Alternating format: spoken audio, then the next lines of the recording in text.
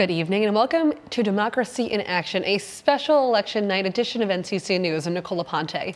And I'm Peyton Spellacy. We have a full team coverage from our reporters who were at the polls all day. But let's start off with an important election we're watching here at home. We're watching closely the Onondaga County executive race. Democrat Bill Kinney is running against the current county exec, Republican incumbent Ryan McMahon. Under bright lights and rolling cameras, both candidates faced off in the final county executive debate at the legislature chambers Wednesday, offering up their opinions on the county and each other. We believe very much that we can compete across the world for jobs. County Legislator Kinney didn't share that belief.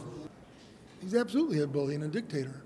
Both looking at the future of the county and emphasizing that you, the voter, have a voice in this election. We have a well-managed government here. We are creating economic opportunity like nobody else ever has in this community, and we're going to take those partnerships and take them to the next level and execute on the promise in front of us. I would have people working for me that could help me guide where we should go and not be afraid to tell me when I'm wrong, and I would listen to them. McMahon says he successfully brought the county through the pandemic and spearheaded the $100 billion investment of Micron. We're going to revitalize existing neighborhoods, but overall, we need to make sure that this workforce is developed in an inclusive way and that everybody in every corner of this community feels part of this Micron opportunity.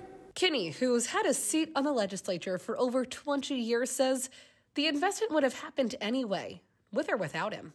When you get an opportunity like this, it's all hands on deck, and you work toward the goal. He happened to be in the county executive seat at the time, and we worked for it. Both candidates don't see eye to eye on where taxpayer money should go.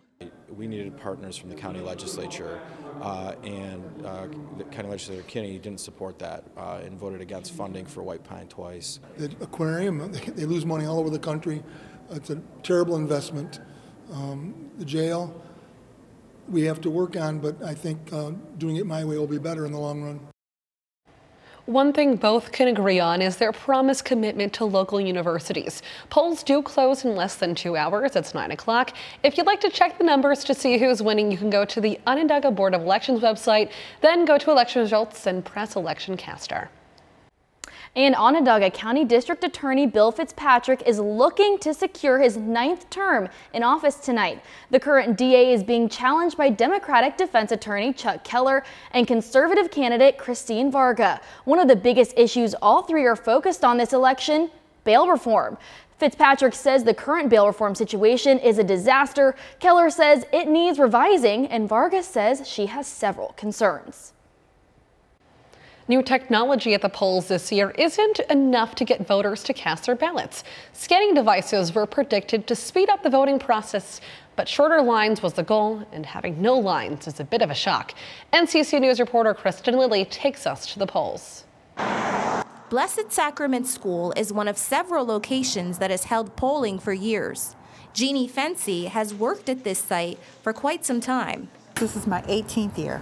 I've seen better. Workers say every year there are new additions to technology systems at the polls. We have poll pads, and they come in and we sign them in according to their last name. But the scanning device was the main character this year. The ballot machines are awesome, but as far as the election workers, it's so much easier and things just move right along. Easier technology with a need for better attendance. Despite slow-moving polling stations, Teresa McNulty came out with her 8-month-old son to vote. McNulty exercises her right to vote every term. Every term, yep. Her hope is to set an example for little Sanse. He's probably not going to remember this first time, but we're going to bring him every November. And every November, she plans to vote for what she says will help shape the future.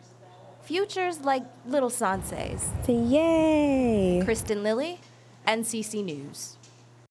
Kristen, thank you. A Syracuse Fire Department firefighter is running for the 7th District seat.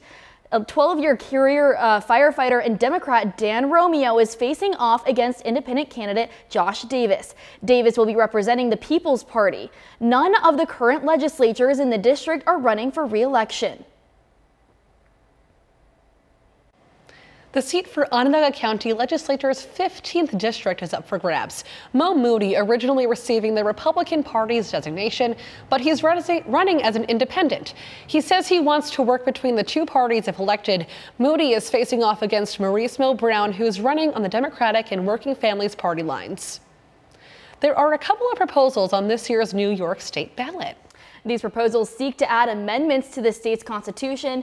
TJ O'Sullivan is in studio to tell us more about one of these proposals. It's all about the Benjamins on the New York State ballot this year. As the polls remain open across Onondaga County, voters will be deciding on more than just representatives. There's two proposals on every New York State voter's ballot this year. They're both proposals to change the New York State Constitution, and they both have to do with debt limits. Proposal 1 deals with debt limitations for small school districts.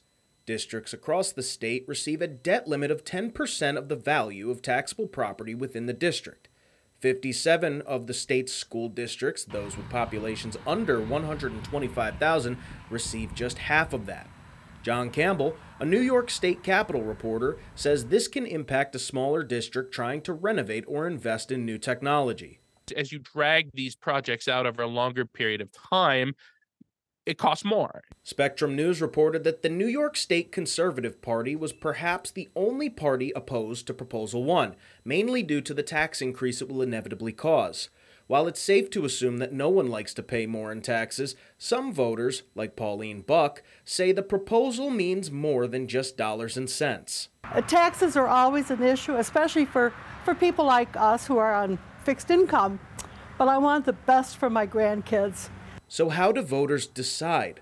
Campbell was able to put it in simpler terms. If you vote yes for Proposal 1, you are making it easier for small city school districts to borrow additional money. If you are concerned about adding more debt or making it easier for school districts, small city school districts, again, to take on more debt, if you are opposed to that, that might be a reason why you would vote no. It's easy to get lost in the language. To clarify, voting yes for Proposal 1 means more leeway for small school districts, but higher taxes. Voting no means no higher taxes, but no additional help to small schools. Something to consider, guys. TJ, thank you. Coming up on NCC News, we'll take a look at the Onondaga legislature and races to watch across the country. We'll be right back. Welcome back to Democracy in Action. Westcott residents stress the importance of voting on a local level. NCC's Whitney Williams tells us what exercising the right to vote means in Westcott community. Sisters Katie and Julianne Shelton say they do everything together, and that includes voting. They recently moved to the Westcott neighborhood, and they are determined to exercise their rights to vote at any chance they get in their new community. Our voices and, our tax dollars go to support a lot of things, and if we're not determining, who's in charge of that and, taking the best care with that, the best we can do is try and put people in charge that will do things that we find important. Election day is also important to longtime residents like Don Hughes. I think it should be a holiday. He's been living and voting in the Westcott community for the past 37 years. I vote every election day because it's the foundation of our democracy. Hughes says he thinks voter turnout has increased thanks to COVID-19. He says since the onset of the pandemic, absentee ballots have become less onerous and early voting has become more popular. However, Hughes still thinks more people need to take voting seriously. If you don't vote, you're throwing away your ability to influence the future. And this is what this is all about. People are running for office and they get in office and then they control budgets, they control, if it's local stuff. While voters' election choices may have varied today, one thing they all were in favor of was the easy, hassle-free voting process. And of course, the on-site donuts. For NCC News, I'm Whitney Williams. Thanks, Whitney. Looking outside of New York, the race for governor of Kentucky is especially important. Incumbent Andy Beshear and challenger Daniel Cameron are on the ballot tonight. The results show us if a Democratic incumbent can win against a Republican in a predominantly red state. Beshear has been governor since 2019, and Cameron is the state's first black attorney general. Right now, Beshear has a round 17-point lead over Beshear with 8% of votes in. And Republican candidate Carolyn Carluccio and Democrat candidate Daniel McCaffrey are running against each other for a seat on the Pennsylvania Supreme Court. The winner of the general election will succeed former Democratic Party Max Baer after his death in September of 2022. Ohio Democrats are looking to set abortion rights in stone, putting an abortion referendum on the Ohio state ballot. The Ohio ballot question asks voters if abortion rights should be included in the state constitution. How the vote turns out in Ohio will impact how other states take on the issue in 2024. Coming up, we'll tell you more about a ballot proposal here in New York State. Plus, more from the polls when you come back. Welcome back to Democracy in Action. First-generation Americans are all across Syracuse, some of them making their voices heard on the east side of the city this election day. NCC's Griffin De La Pena has more. As the sun rose Tuesday morning, there wasn't a race to the polls for Election Day in Syracuse. Well, at least at Peace Incorporated Elementary on Bassett Street near Thornton Park.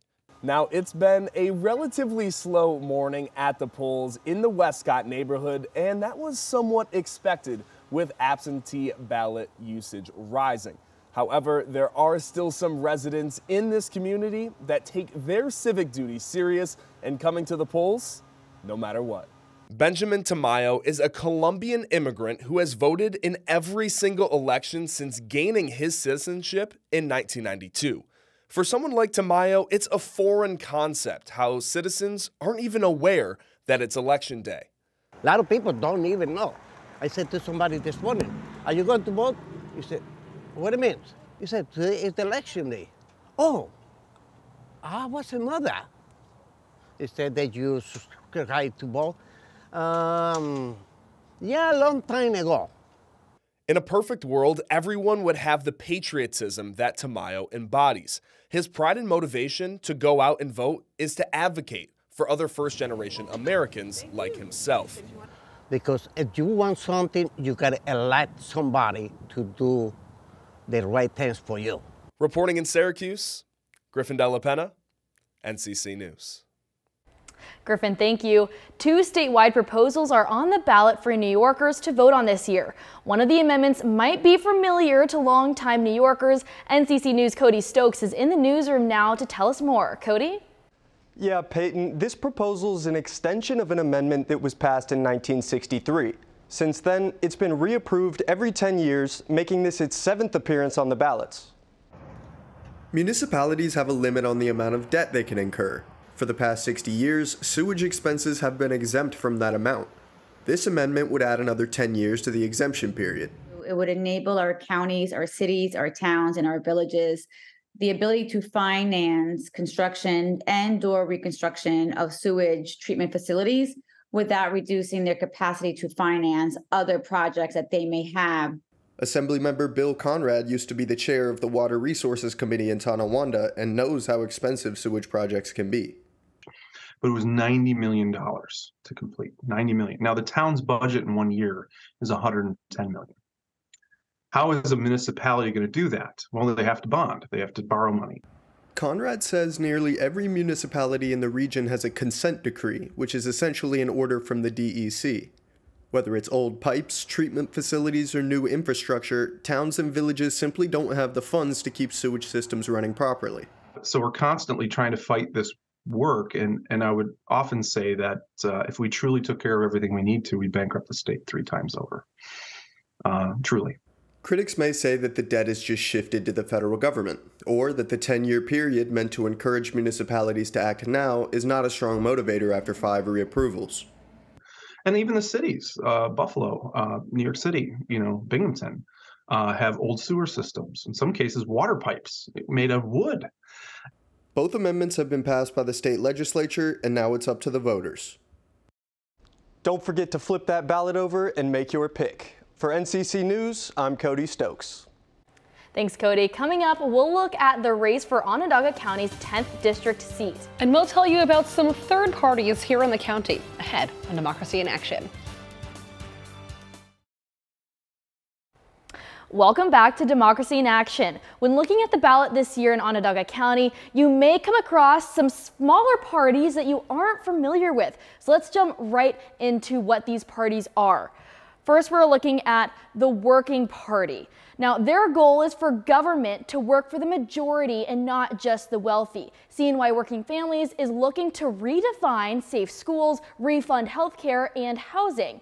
You might also see CNY Neighbors on your ballot this year. There's two candidates that did an interview with Dustin Zarni, and they said that their goal is to fix the things that sometimes never get resolved, like that pothole that you may drive over every single day to work, or that yield sign that you want installed on your busy street.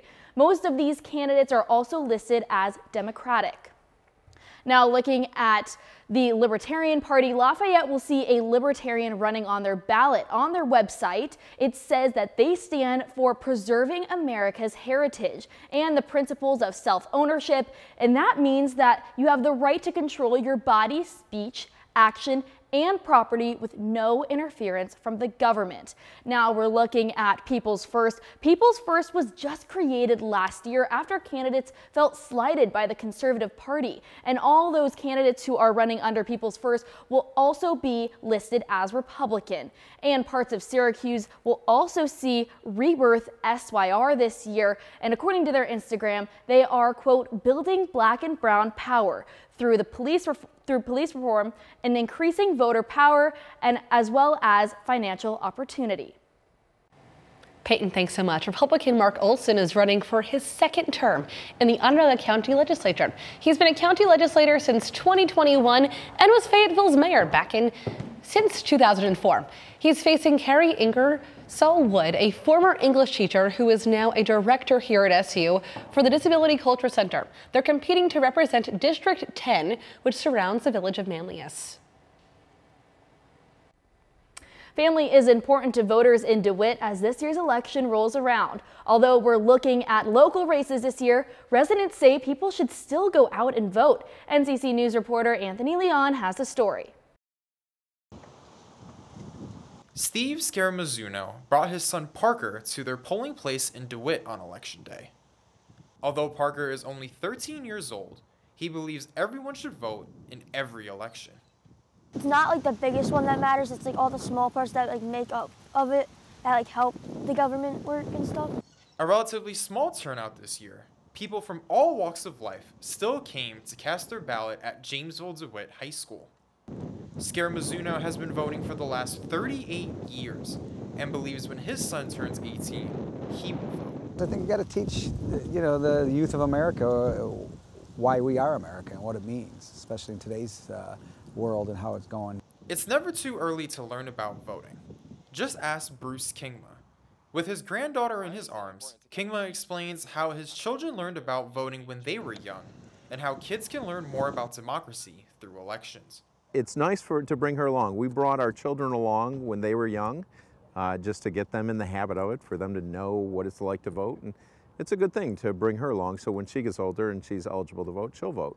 Just like a test in school, Parker believes he can ace the ballot when he comes of age. You look at it and you just see like how easy it is, and you can see that everybody can vote and it's not that hard to vote. Reporting in DeWitt, I'm Anthony Leon for Democracy in Action. Anthony, thank you. Coming up, more insight into the county executive race. And an update on the Virginia state elections. We'll be right back on Democracy in Action. Welcome back. We're also keeping a close eye on the Virginia State Senate this evening. Virginia has a Republican governor and a Republican-led House. As of today, there is a Democrat majority in the state Senate, but Republicans are gunning for a majority, giving them a trifecta of party control. This is also Virginia's first election since redistricting in 2020. Well, at one Syracuse polling place, a bake sale is helping raise money for a local nursery school. Jonathan Kinane reports. At Bellevue Heights Methodist Church in Syracuse, residents of the city's Strathmore neighborhood began trickling in at 6 a.m. As the sun rose, That trickle turned into a stream as people stopped by to vote before the beginning of the workday. Now, after about 3 hours, voter turnout has been pretty solid at Bellevue Heights. But that's not the only thing people are showing up for. The real star of the show? The bake sale. For Chris and Gretchen Cannell, both volunteers at the bake sale, it offers a chance to interact with people from their community. I think it's a great way to reconnect with people we haven't seen recently even, and it kind of offers that chance to tell our stories to each other. This is the first Election Day bake sale since the pandemic began in 2020. The Cannells can tell that voters are happy to have it back. Many of the voters, when they would come and we didn't have the bake sale, would say, "We come for the bake sale and then we vote." So it was missed when it wasn't here. The early returns on the bake sale's profits are looking promising. Like the polls, the bake sale will be open until 9 p.m. or until supplies last. Reporting from Syracuse, I'm Jonathan Kinane, NCC News. Thank you, Jonathan. Recapping one of the top local races we're watching, County Executive Ryan McMahon defends his seat against Bill Kinney. The Democrat challenger Kinney has accused Republican McMahon of ignoring the local populace. McMahon said former county legislator Kinney would halt already working plans that he says are successful. And that will do it for this year's Democracy in Action. If you haven't gotten a chance to cast your ballot yet, there's still some time. Polls do close at 9 p.m. I'm Peyton Spellacy. I'm Nicole Aponte. Good night.